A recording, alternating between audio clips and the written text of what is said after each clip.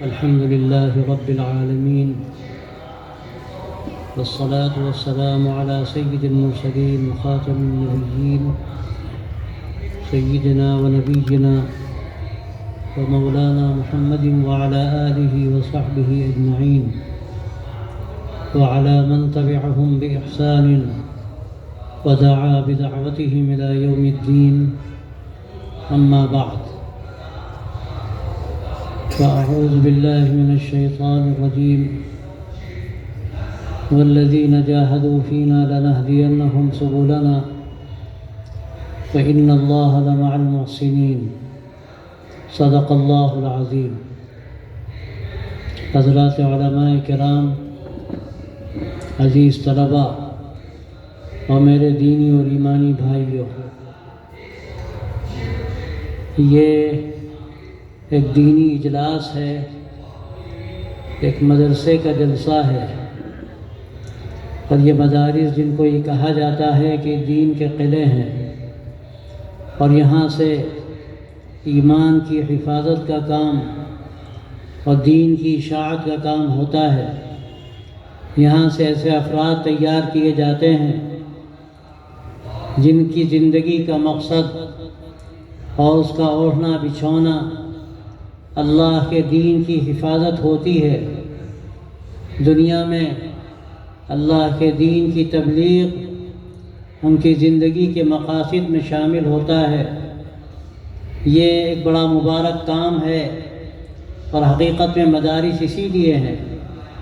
لیکن یاد رکھیے، یہ دین کے سارے کام، چاہے وہ کام تدریس کا ہو، چاہے وہ کام مدرسے کے انتظام کا ہو، اور خواہ وہ کام تبلیغ و دعوت کا ہو، اور خواہ وہ کام تصنیف و تالیف کا ہو، یا تحقیق کا ہو، یا آپ وہ کام اپنی زبان کا استعمال کر کے دین کی اشاعت کے لیے جگہ جگہ تقریر کر کے اور دین کو عالم میں پھیلانے کے لیے محنت کرنے کے لیے اپنے آپ کو کھپانے کا ہو. یہ ساری چیزیں حقیقت یہ ہے کہ اس وقت مکمل ہیں، اس وقت ان کی قیمت ہے، اور اس وقت ان کے بہتر سے بہتر نتائج سامنے آ سکتے ہیں کہ جب یہ سارے کام اللہ کے لیے کیے جائیں، اللہ کی رضا کے لیے کیے جائیں. میں آپ سے صاف کہتا ہوں، آج ہم مسلمان یہ شکوہ کرتے ہیں کہ حکومتیں ہم پر ظلم کر رہی ہیں. دنیا میں مختلف طاقتیں ہیں جو مسلمانوں کے ساتھ ظلم و ستم پر کمر بستہ ہیں، اور وہ حالات بھی ہمارے سامنے ہیں. لیکن میں اکثر کہتا ہوں کہ اس میں سب سے بڑی کوتاہی خود ہماری ہے. ہماری زندگی کیسی ہے، ہمارے اعمال کیسے ہیں، ہمارے کام کرنے کا انداز کیا ہے، ہمارے مقاصد کیا ہیں، ہماری نیتیں کیا ہیں، ہم کیوں ان مدرسوں میں آتے ہیں، ہم کیوں دین کا کام کرتے ہیں، ہم کیوں یہاں تعلیم دیتے ہیں. یاد رکھیے کہ یہ ساری نسبتیں اگر اللہ سے جڑی ہوئی ہیں اور اللہ کے نبی صلی اللہ علیہ وسلم سے جڑی ہوئی ہیں تو یہ سارے کام اللہ کے یہاں قیمتی ہیں. اور یاد رکھیے، اگر خدا نخواستہ ہمارے اس میں مقاصد دوسرے ہیں تو اللہ تبارک و تعالیٰ کے ان کاموں کی کوئی قیمت نہیں. جب یہ نماز کے بارے میں کہہ دیا گیا فَوَيْلٌ لِّلْمُصَلِّينَ الَّذِينَ هُمْ فِي صَلَاتِهِمْ سَاهُونَ الَّذِينَ هُمْ يُرَاءُونَ، کہ جو لوگ نماز میں غفلت کرتے ہیں اور دکھانے کے لیے نماز پڑھتے ہیں، اللہ کیا ان کی نماز کی بھی کوئی قیمت نہیں. نماز جیسا عمل، اس کے بارے میں آپ جانتے ہیں کہ قیامت میں سب سے پہلے اس کا سوال ہوگا، اور اعمال میں افضل ترین عمل یہ نماز ہے. اور بندے کو جو چیز سب سے زیادہ اللہ سے قریب کرتی ہے، جب بندہ نماز میں سجدے میں جاتا ہے اور تو اللہ سے سب سے زیادہ قریب ہوتا ہے. یہ نماز بھی اگر خدا نخواستہ اللہ کے لیے نہ پڑھی جائے، اس میں اخلاص نہ ہو، تو اس کی بھی کوئی قیمت نہیں. آج افسوس کی بات یہ ہے کہ ہم جو مدارس قائم کرتے ہیں، کہ دین کے کام کرتے ہیں، وہ کسی بھی حیثیت سے کرتے ہوں. آج افسوس کی بات ہے کہ ہمارے مقاصد عام طور پر درست نہیں ہوتے. ہم یہ کام بجائے اس کے کہ اللہ کی رضا کے لیے کریں، دین کی سربلندی کے لیے کریں، لوگوں تک اللہ کا دین پہنچانے کے لیے کریں، ان کے دماغوں میں جو غلط خیالات بٹھائے جا رہے ہیں ان خیالات کو دور کرنے کے لیے کریں. آج ہماری نیتوں میں فطور ہوتا ہے، آج ہمارے اندر ایسی خرابیاں پیدا ہو گئی ہیں کہ ہم یہ یہ دیکھتے ہیں کہ ہمارا فائدہ کس میں ہے، ہمارا نام کس میں ہے، ہمارا کام کہاں سے چمکے گا۔ آپ یاد رکھیے یہ ساری باتیں بے حقیقت ہیں جب تک کہ اللہ کے لیے کام نہ کیا جائے۔ ہماری حقیقت کیا ہے، ہمارے کاموں کی حقیقت کیا ہے؟ اور میں تو صاف کہتا ہوں کہ بڑے بڑے مدرسے اور یہ بڑی بڑی تحریکات اور یہ بڑی بڑی جمعیتیں اگر یہ اللہ کے لیے کام نہ کریں، ان کا مقصد درست نہ ہو، تو ان کی کوئی قیمت نہیں اللہ کے ہاں۔ اور یہ سارے کے سارے مدارس اور یہ جمعیتیں اور تحریکات یہ صرف وسائل کا درجہ رکھتے ہیں، اصل مقصد اللہ کا دین ہے، اللہ کی شریعت ہے، اللہ کا دیا ہوا نظام ہے۔ اس کے لیے اپنے آپ کو کھپانا، اس کے لیے اپنی عزتوں کو قربان کرنا، میں یہاں تک کہتا ہوں اس کے لیے اپنے اداروں کو قربان کرنا۔ اگر یہ مزاج ہمارا نہیں بنا، ہمارے کاموں کے اللہ کیا کوئی قیمت نہیں۔ یہ سارے دکھاوے اور وہ سارے کام کیا آدمی وہ صرف اس لیے کرے کہ ہمیں پہچانا جائے، ہماری قیمت ہو اور دنیا ہماری قدر کرے اور ہمیں سرفراز کیا جائے۔ میں تو یہاں تک کہتا ہوں مجھے کوئی زیادہ یہ ان چیزوں سے مناسبت بھی نہیں ہوتی کہ عزت کی جائے زیادہ، اور یہ جو مظاہرے ہیں عزتوں کے ان کو اختیار کیا جائے۔ ہمارے بزرگوں کے ہاں ان چیزوں کی کوئی قیمت نہیں تھی۔ آپ تاریخ اٹھا کر دیکھیے ان حضرات کی یہاں جو قیمت تھی وہ صرف دین کی تھی اور دین کے لیے سر کھپانے والوں کی تھی، اور وہ سر کھپانے والے دین کے اور دین کے لیے خدمت کرنے والے ان کا مقصد صرف یہ ہوتا تھا کہ وہ اللہ کے لیے کام کریں، اللہ کے لیے اپنی جانیں کھپائیں، اللہ کے لیے اپنی عزتیں قربان کریں۔ ان کے سامنے ہرگز یہ نہیں تھا کہ ہمارا نام ہو، یہ بھی نہیں تھا کہ ہمارے مدرسے کا نام ہو، ہماری تحریک کا نام ہو۔ ان کے سامنے صرف یہ تھا کہ دین سربلند ہو اور اہل دین اللہ کے یہاں سرخرو ہو، اللہ کے لیے کام کر کے وہ آگے بڑھیں۔ میرے دوستوں اور بھائیوں، ہمیں اپنی نیتوں کو درست کرنے کی ضرورت ہے۔ اور میں نے آپ کے سامنے قرآن مجید کی جو آیت پڑھی ہے وَالَّذِينَ جَاهَدُوا فِينَا لَنَهْدِيَنَّهُمْ سُبُلَنَا، جو ہمارے لیے اپنی جانیں کھپاتے ہیں۔ اللہ تعالیٰ صاف کہتا ہے، فینا کی شرط لگاتا ہے، جو ہمارے لیے ہمارے راستے میں اپنی جانیں کھپاتے ہیں۔ اللہ کہتا ہے اپنے راستے ہم کھولتے ہیں۔ ہمارا یہ جو طریقہ کار ہے اور ہماری نیتوں کا بعض مرتبہ یہ جو بگاڑ ہے، اس کا نتیجہ کیا ہوتا ہے؟ ہمارے لیے راستے بند ہوتے ہیں۔ آج جو کچھ ہو رہا ہے اس ملک میں ہو رہا ہے اور ساری دنیا میں ہو رہا ہے، اگر میں یہ کہوں تو غلط نہیں ہے کہ اس میں ہماری خرابیوں کا حصہ ہے۔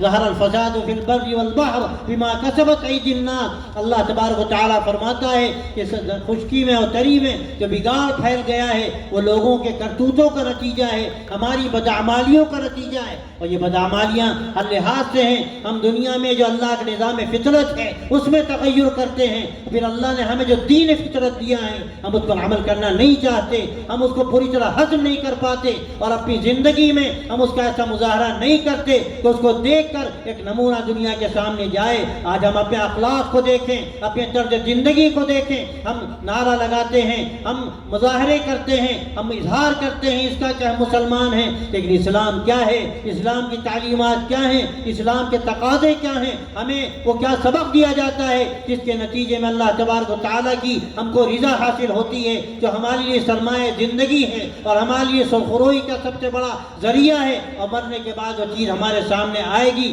افسوس کی بات یہ ہے کہ آج ہمیں اس کا خیال نہیں ہوتا۔ میں اس جلسے سے آپ کو یہ پیغام دینا چاہتا ہوں، ہمارے عزیز بچے جو آج الحمدللہ یہاں تک پہنچے، جو کل یہاں رہنمائی کا کام کریں گے، اپنے اپنے علاقوں میں جائیں گے، میں ان سے بھی کہتا ہوں وہ اپنے سامنے ہمیشہ دین کو رکھیں، شریعت کو رکھیں، اللہ کے نبی صلی اللہ علیہ وسلم کے نظام کو رکھیں، آپ کی سنتوں کو رکھیں۔ ان کا کام کیا ہے؟ ان کا کام دین کی سربلندی ہے، اعلاء کلمت اللہ ہے۔ ہرگز ان کا کام یہ نہیں ہے کہ وہ صرف چند ذرائع کو یا وسائل کو وہ دیکھتے رہیں، انہی کو آگے بڑھاتے رہیں۔ ان ذرائع کی قیمت کیا ہے کہ یہ اعلاء کلمت اللہ کے ذرائع ہیں۔ یہ ہمارے یہ مدارس کیا ہیں؟ یہ دین کے قلعے ہیں۔ ان کی اصل قیمت یہ ہے کہ دین کے قلعے ہیں۔ اگر خدا نخواستہ یہاں سے دین کا کام نہ ہو، اگر خدا نخواستہ یہاں دوسرے حالات پیدا ہو جائیں، تو یاد رکھیے ان مدارس کی کوئی قیمت نہیں۔ میں ان بچوں سے بھی کہتا ہوں، یہاں کے اساتذہ سے بھی کہتا ہوں، یہاں کے ذمہ داروں سے بھی کہتا ہوں ہوں اور آپ سب سے کہتا ہوں ہمارا مقصد صرف دین ہونا چاہیے، اور دین اس لیے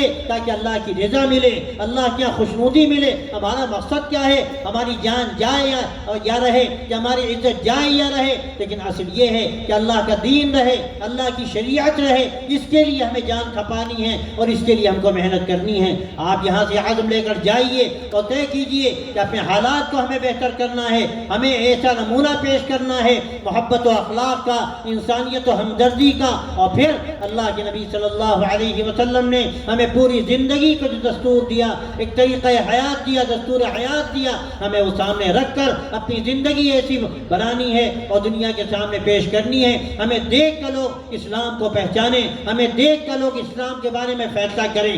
آج ہماری زندگی اس حال میں ہے اور اس حد تک ہم گر گئے ہیں کہ ہمیں دیکھ کر لوگ اسلام کے بارے میں بدگمان ہوتے ہیں، دین کے بارے میں ان کے اندر غلط فہمیاں پیدا ہوتی ہیں۔ آپ الزام دیجئے، میڈیا کو الزام دیجئے، جو لوگ اپنا کام کر رہے ہیں ان کو الزام دیجئے، لیکن میں آپ سے صاف کہتا ہوں اگر ہم اپنی زندگی کو بہتر بنائیں اور اپنے مقصد کو درست کریں اور ہم یہ طے کریں انفرادی زندگی میں، اجتماعی زندگی میں ہمیں دین کو سامنے رکھنا ہے، اللہ کے نبی صلی اللہ علیہ وسلم کے مبارک طریقے کو سامنے رکھنا ہے، اور یہی ہمارا مقصد حیات ہے کہ اس کو اختیار کر کے ہمیں اللہ کی رضا اور اس کی خوشنودی حاصل ہو۔ ورضوان من اللہ اکبر، ورضوان من اللہ اکبر۔ اللہ کی رضامندی سب سے بڑی چیز ہے، اس سے بڑی کون سی چیز ہو سکتی ہے؟ ہم سب کچھ کر دیں لیکن اللہ کی رضا نہ ملے، ہمیں کیا ملا؟ میں تو یہاں تک کہتا ہوں دنیا کو ہمارے ذریعے سے ہدایت مل جائے اور وہ جنت میں جائے، اور خدا نخواستہ ہمارے بارے میں جہنم کا فیصلہ ہو جائے، ہمیں کیا ملا؟ ہمیں اپنی زندگی کو دیکھنے کی ضرورت ہے، اپنے اعمال کو دیکھنے کی ضرورت ہے، ہم کیا کر رہے ہیں اور ہم کیا کھلواڑ کر رہے ہیں اس امت کے ساتھ اور اس دین کے ساتھ جس کو اللہ نے ایک امانت کے طور پر ہمیں دیا ہے۔ میرے دوستوں اور بھائیوں، آپ یہ سبق لے کر جائیے کہ اپنے گھروں میں، اپنے محلوں میں، اپنے مدرسوں میں، اپنے اجتماعی کاموں میں، اپنی انفرادی زندگی میں ہمیں ایک نمونے کی زندگی اختیار کرنی ہے، وہ زندگی جو اللہ کے نبی سرکار دو عالم حضرت محمد عربی صلی اللہ علیہ وسلم نے ہمیں دی، ایک امانت کے طور پر ہم اس کے امین ہیں۔ ہمیں وہ زندگی کا پیغام عام کرنا ہے، اپنے اخلاق سے، اپنے ایثار سے، اپنی قربانی سے، اور اپنی زندگی کو ایسا بنا کر کہ ہمیں دیکھ کر ایک ایسی روشنی، ایک ایسا نور لوگوں کو نظر آئے کہ لوگ ہم سے قریب ہوں۔ یہ آج دنیا کی ضرورت ہے، آج دنیا اس کی پیاسی ہے کہ وہ نظام زندگی پیش کیا جائے۔ آج دنیا میں آپ جائیے، یورپ میں جائیے، امریکہ میں جائیے، تو یہاں کے بڑے بڑے شہروں میں جائیے، آج کیا حال ہے، ہماری زندگی کا آج کیا طریقہ ہے؟ ہم خود اپنی زندگی سے عاجز ہیں۔ ہم نے جو طریقہ کار اختیار کیا، ہمارے گھروں کے ماحول کو دیکھیے، وہاں بے چینی ہے نوجوانوں میں، اور کس رخ کی طرف جا رہے ہیں۔ ان کے جو گارجین ہیں، ان کے جو بڑے ہیں، اس کے لیے یہ بڑی ذمہ داری تھی ہمارے علماء پر، دین کے جاننے والوں پر، کہ وہ نمونہ بنتے اور لوگوں کے سامنے نمونہ پیش کرتے۔ میرے بھائیوں، یہ اس وقت کی سب سے بڑی ضرورت ہے، اور یہ ضرورت ہم سب کے لیے ہے۔ اگر ہم یہ کہنے والا اگر سمجھتا ہے کہ وہ مکمل ہے، وہ پورا نمونہ ہے، تو وہ گویا کہ حقیقت سے بے خبر ہے۔ میں جانتا ہوں اپنے آپ کو کتنی خرابیاں میرے اندر ہیں۔ ہم میں ہر شخص کو سوچنے کی ضرورت ہے کہ ہم میں کتنی خرابیاں ہیں، ہمیں ان خرابیوں کو دور کرنا ہے۔ اگر یہ جذبہ پیدا ہوا تو آپ کامیاب ہیں، اور اگر آپ صرف دوسروں کو دیکھتے رہے تو دوسروں کی آنکھوں کی شہتیر آپ کو دوسروں کی آنکھوں کے تنکے نظر آتے رہے تو اپنی آنکھوں کی شہتیر نظر نہ آئے تو یاد رکھیے آپ کامیاب نہیں ہو سکتے۔ میرے دوستو بھائیوں، بس یہی پیغام ہے ان جلسوں کا۔ یہ جلسے رسم نہیں ہیں، ہم نے ان کو رسم بنا لیا جیسے سالانہ کوئی عرس ہوتا ہے۔ یہ رسم نہیں ہے، یہ تبلیغ دین ہے، یہ تجدید دین ہے، یہ ایمان پیدا کرنے کا ذریعہ ہے۔ یہاں آپ اس لیے آتے ہیں کہ آپ آ کر ایمان سیکھ کر جائیں، دین سیکھ کر جائیں، اپنے دماغوں اور دلوں میں جو گرد و غبار جم گئی حالات کے نتیجے میں اس غبار کو صاف کر کے جائیں، اور یہاں سے وہ سبق لے کر جائیں جو سبق آپ کو نبی پاک علیہ الصلوۃ والسلام سے ملا، صحابہ سے ملا، اولیاء اللہ سے ملا اور سلف سے ملا۔ وہی امانت ہے جو اللہ نے ہمیں دی، ہمیں اس امانت کی قدر کرنی ہے اور اپنے کو دین کی تابع بنانا ہے۔ انشاءاللہ اگر آپ نے یہ طے کیا اور آپ نے یہاں سے یہ سبق لیا تو انشاءاللہ اپنی زندگی میں ایک نئی روشنی کے ساتھ ہم جائیں گے، اور یہ روشنی انشاءاللہ ہمارے محلوں میں، ہمارے شہر میں اور دنیا کے ملکوں میں انشاءاللہ پھیلے گی، اور دنیا کی تاریکیاں آپ کی روشنی کی منتظر ہیں، وہ ایمان کی روشنی، وہ ہدایت کی روشنی، وہ شریعت کی روشنی، وہ اخلاق کی روشنی جو سب سے بڑی امانت تھی، ہم نے اس کو الماریوں میں بند کر کے رکھا ہے۔ انشاءاللہ جس دن ہماری زندگی میں چمکے گی، دنیا چمکے گی اور دنیا میں روشنی پھیلے گی۔ میں آپ کو مبارکباد دیتا ہوں۔ ہمارے نظام الدین صاحب تشریف رکھتے ہیں، وہ محنت کر رہے ہیں، اللہ تبارک و تعالیٰ ان کو مزید توفیق دے اور اللہ اپنی رضا کے لیے ان کو آگے بڑھائے، اور آپ تمام لوگوں کو اپنی رضا کے لیے قبول فرمائے، اور آپ کو یہ توفیق دے کہ آپ اللہ کے رسول صلی اللہ علیہ وسلم کے ایک امتی کی حیثیت سے ایک نمائندہ زندگی پیش کریں، اور لوگ آپ کی زندگی کو دیکھ کر اسلام سے قریب ہوں۔ اللہ ہم سب کو توفیق دے۔